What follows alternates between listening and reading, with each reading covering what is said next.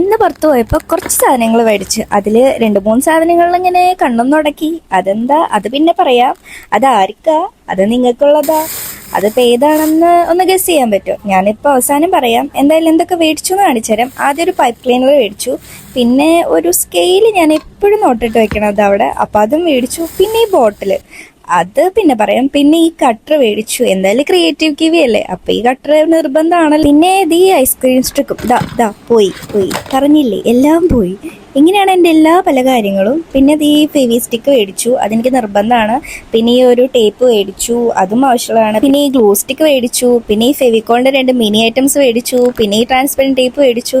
പിന്നെ അടുത്തതാണ് ഈ മിനി ക്യൂട്ടായിട്ടുള്ള ടെഡി. അപ്പോൾ ഈ 4 സാധനങ്ങൾ നിങ്ങൾക്കുള്ളതാണ്. ഈ ബോട്ടിലും ആ കട്ടറും പിന്നെ ആ ടെഡിയും പിന്നെ ആ ആക്രിലിക്കിൻ്റെ ബ്രഷ് സെറ്റും. അപ്പോൾ ഇതെന്താ ചെയ്യേണ്ടതെന്ന് അറിയാലോ?